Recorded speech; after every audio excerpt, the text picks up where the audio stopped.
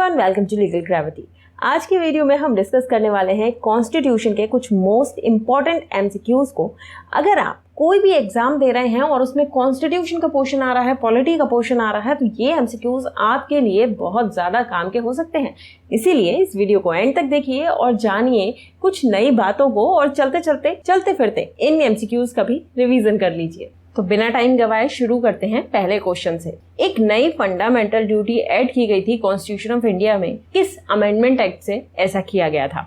Options are 86th amendment, 84th amendment, 83rd amendment और 82nd amendment. ये question एक most important questions में से एक है। इसका सही आंसर है 86th अमेंडमेंट एक्ट 2002। ईयर भी याद रख लीजिएगा। इसके पहले 10 फंडामेंटल ड्यूटीज हमारे कॉन्स्टिट्यूशन में थी, लेकिन इसके बाद से 11 फंडामेंटल ड्यूटीज हो गई। एंड ये जो 11वीं ड्यूटी है कि ये माता पिता या गार्जियन जो 6 से साल तक के बच्चों को एजुकेशन के लिए अपॉर्चुनिटी प्रोवाइड कराएंगे, इससे रिलेटेड प्रोविजन करती है। अब चलते हैं सेकंड क्वेश्चन की तरफ, जिसमें पूछा गया है the preamble is amended for the first time in, कि सबसे पहली बार प्रीएम्बल को कब अमेंड किया गया था? Options are 1977, B 1976, C 1978 and D 1967। बहुत इंपॉर्टेंट क्वेश्चन है, बहुत बार पूछा जाता है, बट इस बात पर ध्यान कम दिया जाता है। आपको ये पता तो होगा कि 42nd अमेंडमेंट एक्ट से प्रीएम्बल को अमेंड किया गया था, बट जैसे ही ये पूछा जाता है कि किस साल में किया गया था,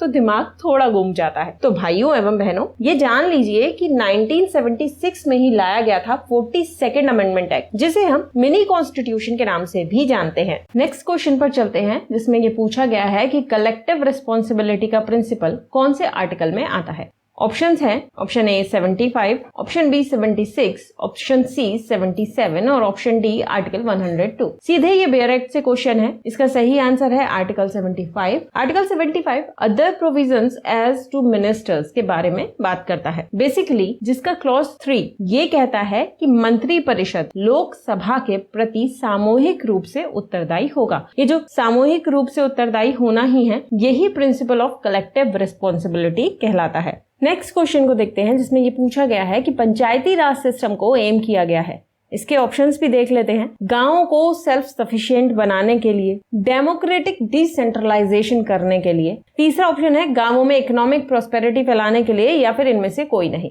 तो इसका सही आंसर है option B, having democratic decentralization. कारण जान लेते हैं। देखिए, Panchayati Raj system institutions generally grass root democracy and development को प्रमोट करते हैं। इसका मेन पर्पस जो होता है, मेन एम जो होता है, वो लोकतंत्र को एक केंद्र से निकालकर जन सहभागिता को बढ़ाते हुए कई हाथों तक पहुंचाना होता है, जिससे समाज के हर एक लेवल पर speedy and rapid social and economic progress हो सके। लेकिन इसके साथ में क्या आपको ये पता है कि पंचायत राज सिस्टम सबसे पहले राजस्थान के नागौर जिले में 2 अक्टूबर 1959 को इस्टेब्लिश किया गया था। एंड सेकेंड स्टेट जो इसे एस्टैब्लिश करने वाला था वो था आंध्र प्रदेश। अगले क्वेश्चन पर चलते हैं, जिसमें ये पूछा गया है कि कॉन्स्टिट्यूशन ऑफ इंडिया का कौन सा आर्टिकल ग्राम सभा से डील करता है? ये क्वेश्चन भी सीधे बेयर एक्ट से उठाया गया है। प्रोविजन सीधे सीधे पूछा गया है। ऑप्शंस हैं 243A, 243K, 243B और 243Q।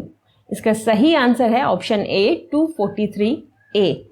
ठीक है, इसके अलावा ये जो बाकी के ऑप्शंस हैं, इनको भी समझ लेते हैं कि ये किस बारे में बात करता है। तो 243K में दिया गया है elections of the panchayat, 243B constitution of panchayat से डील करता है, and 243Q constitution of municipalities से रिलेटेड प्रोविजन करता है। अगला सवाल है, ये पूछता है कि जो फंडामेंटल फ्रीडम हमें आर्टिकल 19 ऑफ द कॉन्स्टिट्यूशन में मिली हुई हैं, प्रोवाइड की गई हैं, ये कैसी है नेचर में? ऑप्शन है एब्सोल्यूट है, B some are absolute and some are restricted, कुछ एब्सोल्यूट हैं और कुछ रेस्ट्रिक्टेड हैं, सी कहता है कि ये सारी ही रीजनेबल रिस्ट्रिक्शंस के तहत आती हैं, और चौथा है इनमें से कोई नहीं। तो हमारा इसका जो सही आंसर है ये है सी, सब्जेक्ट टू रीजनेबल रिस्ट्रिक्शंस। ये सारी ही फ्रीडम रीजनेबल रिस्ट्रिक्शन से जुड़ी रहती हैं, जो भी हमें आर्टिकल 19 में प्रोवाइड कराई गई हैं। आर्टिकल 19 का क्लॉज 1 जहां हमें फंडामेंटल फ्रीडम प्रोवाइड कराता है, तो वहीं आर्टिकल 19 का जो क्लॉज 2 से लेकर 6 तक के जो क्लॉज है,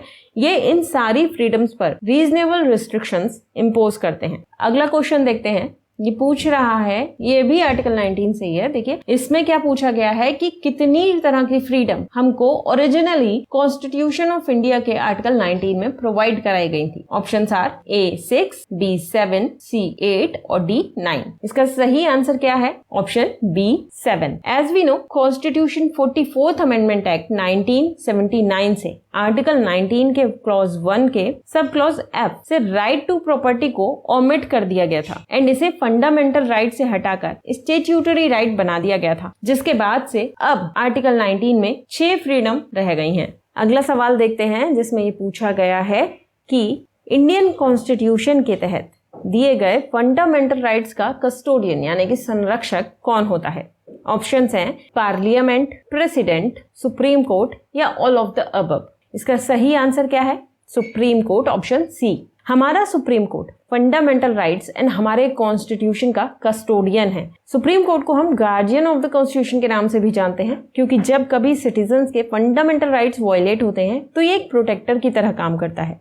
जब कभी कोई पर्सन ये फील करता है कि उसके फंडामेंटल राइट्स का वायलेशन हो रहा है तो वो सीधे आर्टिकल 32 के तहत सुप्रीम कोर्ट से अप्रोच कर सकता है। अगले सवाल को देखते हैं। इसमें पूछा गया है कि इनमें से क्या तब अडॉप्ट किया गया जब पूरा का पूरा कॉन्स्टिट्यूशन तैयार हो चुका था, बन चुका था। ऑप्शंस देखते हैं। Part 3 which is fundamental rights, part 20 which is amendment of the constitution, part 4 directive principles of the state policy और प्रीएम्बल। तो ऑप्शन डी प्रीएम्बल इसका सही आंसर है। प्रीएम्बल को 26 नवंबर 1949 को कॉन्स्टिट्यूएंट असेंबली ने अडॉप्ट किया था एंड जो 26 जनवरी 1950 से इफेक्ट में आ गया था। प्रीएम्बल को इमरजेंसी के दौरान इंदिरा गांधी सरकार ने अमेंड भी किया था, इसको भी आपको जानना चाहिए, जो 42nd अमेंडमेंट एक्ट 1976 से किया गया था।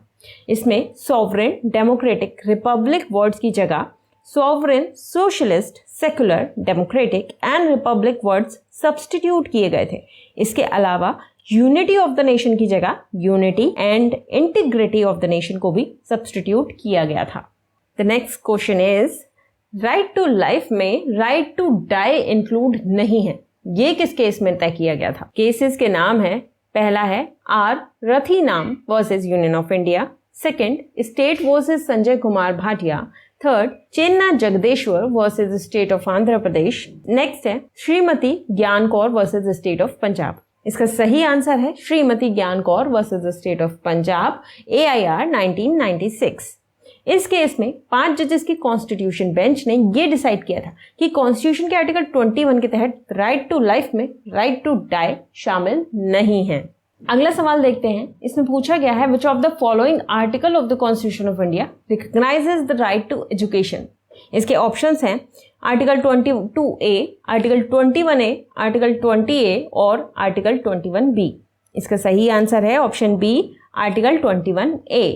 इस आर्टिकल को कॉन्स्टिट्यूशन में 86th अमेंडमेंट एक्ट 2002 से इंसर्ट किया गया था। आपने ध्यान दिया होगा, इससे पहले भी एक क्वेश्चन आपसे यहाँ पे पूछा गया था फंडामेंटल ड्यूटीज को लेकर। वहां पर भी एक ड्यूटी बढ़ाई गई है, 11th ड्यूटी, वो भी 86th अमेंडमेंट एक्ट 2002 से बढ़ाई गई है। ठीक, इसके अलावा यहाँ पर आपको ध्यान रखना है कि एक फंडामेंटल राइट भी इंसर्ट किया गया है, वो भी 86th अमेंडमेंट एक्ट से इंसर्ट किया गया है। ठीक, बढ़ाया गया है अंडर आर्टिकल 21A, जो राइट टू एजुकेशन के बारे में बात करता है, और जो फंडामेंटल ड्यूटी बढ़ाई गई है वो गार्जियन एंड पेरेंट्स पर ड्यूटी लगाती है कि वो अपने 6 से 14 साल तक के बच्चों को अपॉर्चुनिटी प्रोवाइड कराएंगे एजुकेशन के लिए। अगले क्वेश्चन की तरफ चलते हैं, जिसमें ये पूछा गया है कि national flag and national anthem को रिस्पेक्ट देना ये क्या है? एक फंडामेंटल ड्यूटी है हर सिटीजन की, एक फंडामेंटल राइट है हर सिटीजन का, directive principle of state policy है, या फिर एक ऑर्डिनरी ड्यूटी है हर सिटीजन की? तो इसका सही आंसर है ऑप्शन ए, एक फंडामेंटल ड्यूटी है हर एक सिटीजन की। इसके लिए कॉन्स्टिट्यूशन प्रोविजन जो है वो देख लेते हैं। Under article 51A clause A ये प्रोवाइड कराया गया है ये ड्यूटी। इसमें कहा गया है, it shall be the duty of every citizen of India to abide by the constitution and respect its ideals and institutions, the national flag and the national anthem. अगला सवाल देखते हैं जो वाइस प्रेसिडेंट के बारे में है। इसमें पूछा गया है, वाइस प्रेसिडेंट ऑफ इंडिया ये क्या होते हैं? एक मेंबर होते हैं किसी भी हाउस के, पार्लियामेंट के, एक मेंबर होते हैं राज्यसभा के, या फिर एक अलग ही विंग होता है पार्लियामेंट का, या फिर ये पार्लियामेंट के मेंबर नहीं होते। तो इसका सही आंसर है ऑप्शन डी, ये पार्लियामेंट के मेंबर नहीं होते हैं। जब हम वाइस प्रेसिडेंट की बात करते हैं तो ये प्रोविजंस आपको कॉन्स्टिट्यूशन के पार्ट 5 चैप्टर 1 द एग्जीक्यूटिव में मिलेंगे। आर्टिकल 63 to 71 इस रिगार्डिंग प्रोविजंस किए गए हैं और ये प्रोविजन कि वाइस प्रेसिडेंट पार्लियामेंट का मेंबर होगा या नहीं, ये आपको मिलता है आर्टिकल 66 क्लॉज 2 में, जहां ये क्लियरली मेंशन है the vice president shall not be a member of either house of the parliament or of a house of the legislature of any state. Next question is कि मत बराबर होने की स्थिति में कौन सा आर्टिकल है कॉन्स्टिट्यूशन का जो स्पीकर को कास्टिंग वोट का राइट प्रोवाइड करा देता है? Options are article 99, 101, 100 and 102। The right answer is option C 100, article 100। सबसे पहले ये समझ लो कि कास्टिंग वोट क्या होता है। ये एक डिसाइडिंग वोट होता है जो टाई की सिचुएशन में यूज किया जाता है। जब किसी कमेटी में, देखो सिंपली लैंग्वेज में समझ लो, जब किसी कमेटी में कोई प्रपोजल पास करने को वोटिंग होती है और तब वहां वोट 50-50 हो जाते हैं, मतलब कि 50 वोट प्रपोजल को पास करने के लिए पड़ गए और मान लो 50 वोट ही रिजेक्ट करने को पड़ गए, तो ऐसी टाई सिचुएशन में कमेटी का जो चेयरपर्सन होता है उसको ये पावर होती है कि वो अपना वोट कास्ट करे इन फेवर और डिसफेवर। यही same power under article 100 of the constitution of India chairman और स्पीकर को भी दी गई है, जिसे ही हम कास्टिंग वोट कहते हैं। अगले सवाल पर चलते हैं। इसमें आपको ये बताना है कि इनमें से कौन सा स्टेटमेंट सही है। ठीक है, पहला स्टेटमेंट क्या कह रहा है कि सुप्रीम कोर्ट की रिट्स जारी करने की जो पावर है वो हाई कोर्ट से कम है। दूसरी बात जो कही गई है कि एक नागरिक, एक सिटीजन अपनी मर्जी से फंडामेंटल राइट्स के वॉयलेशन पर हाई कोर्ट या फिर सुप्रीम कोर्ट में अप्रोच करने के लिए फ्री होता है, या तो हाई कोर्ट जाए या फिर सुप्रीम कोर्ट जाए, ये उसकी पर्सनल चॉइस होती है। ये सेकंड स्टेटमेंट कहता है। और थर्ड स्टेटमेंट ये कहता है कि जो लॉ डिक्लेयर कर दिया जाता है सुप्रीम कोर्ट के द्वारा, किसी जजमेंट में लॉ डिक्लेयर कर दिया है सुप्रीम कोर्ट ने, वो सारे ही लोअर कोर्ट्स पर पूरे इंडिया में बाइंडिंग होता है। तो इसमें से आपको बताना है इन तीनों में से कौन से स्टेटमेंट सही है। ऑप्शन है आपके पास second and third, option B है तीनों ही सही है, ऑप्शन सी है केवल पहला सही है और ऑप्शन डी है केवल तीसरा सही है। तो इसका सही आंसर आप अभी तक समझ चुके होंगे कि ये तीनों ही स्टेटमेंट एकदम सही है। ऑप्शन बी सही आंसर है, क्योंकि देखिए सुप्रीम कोर्ट को रिट जारी करने की जो पावर है वो हाई कोर्ट से कम है, ये बात एकदम तय है। ठीक, इसके बाद एक नागरिक की अपनी चॉइस है कि वो हाई कोर्ट में जाए या सुप्रीम कोर्ट में जाए जब भी उसके फंडामेंटल राइट का वायलेशन होता है। इस पर कोई बाउंडेशन नहीं है कि वो पहले हाई कोर्ट में जाए, ठीक है, वो डायरेक्टली सुप्रीम कोर्ट में अप्रोच कर सकता है। इसके बाद जो तीसरा स्टेटमेंट है, जब भी सुप्रीम कोर्ट कोई लॉ डिक्लेयर कर देता है अपने जजमेंट के थ्रू, तो वो थ्रू आउट इंडिया सारे ही लोअर कोर्ट्स पर बाइंडिंग इफेक्ट रखती है। ये बात भी फुल प्रूफ। ठीक, तो सारे ही स्टेटमेंट हमारे यहाँ पर सही है। अगला सवाल देखते हैं जिसमें ये पूछा गया है कि इनमें से किस केस में प्रेसिडेंट ऑफ इंडिया ने सबसे पहली बार रेफरेंस किया था सुप्रीम कोर्ट को उसकी एडवाइजरी ओपिनियन के लिए। Options are in re Delhi laws, option B in re Berubari, option C in re Kerala education bill and option D in re Keshav Singh. इसका सही आंसर है option A in re Delhi laws. Advisory opinion के लिए reference करने की जो पावर है प्रेसिडेंट के पास, ये उसे मिलती है कॉन्स्टिट्यूशन के आर्टिकल 143 से। पहला reference under article 143 Delhi laws case में किया गया था। आर्टिकल 143 प्रेसिडेंट को सुप्रीम कोर्ट से question of laws and facts सलाह करने की और राय लेने की पावर देता है। आज की डेट तक प्रेसिडेंट अपनी इस एडवाइजरी ओपिनियन की पावर का 15 बार इस्तेमाल कर चुके हैं। ठीक है, इसके अलावा दिल्ली लॉज के अलावा बाकी के ऑप्शंस को भी देख लेते हैं। देखिए, दिल्ली लॉज 1951 में इसके लिए रेफरेंस किया गया था। बेरुवारी के लिए 1960 में रेफरेंस किया गया था प्रेसिडेंट की साइड से। केरला एजुकेशन बिल के लिए 1959 में प्रेसिडेंट की साइड से रेफरेंस किया गया था। और केशव सिंह, इसको हम in re powers, privilege and immunities of state legislatures के नाम से भी जानते हैं। इसके लिए 1965 में प्रेसिडेंट की साइड से एडवाइजरी ओपिनियन के लिए रेफरेंस किया गया था। तो आज हमने अब तक जितने भी क्वेश्चंस कवर किए हैं, उम्मीद करते हैं ये आपको फायदा पहुंचाएंगे और अपकमिंग एग्जाम्स में आपको स्कोर दिलाकर ही जाएंगे। डिटेल अगर आपने ध्यान से सुना है तो आपको उसमें कुछ और क्वेश्चंस के आंसर्स भी मिल गए होंगे जो कि पूछे जाते हैं बहुत सारे एग्जाम्स में, कॉन्स्टिट्यूशन में, पॉलिटी में और जनरल अवेयरनेस में भी। तो आप इस तरह की और वीडियोस अगर चाहते हैं तो हमें कमेंट करके जरूर बताएं। वीडियो पसंद आया हो तो लाइक और शेयर जरूर कर दीजिएगा और चैनल पर नए हैं तो चैनल को सब्सक्राइब करके जाना बिल्कुल ना भूलिएगा। तो मिलते हैं अगली वीडियो में, तब तक के लिए नमस्कार।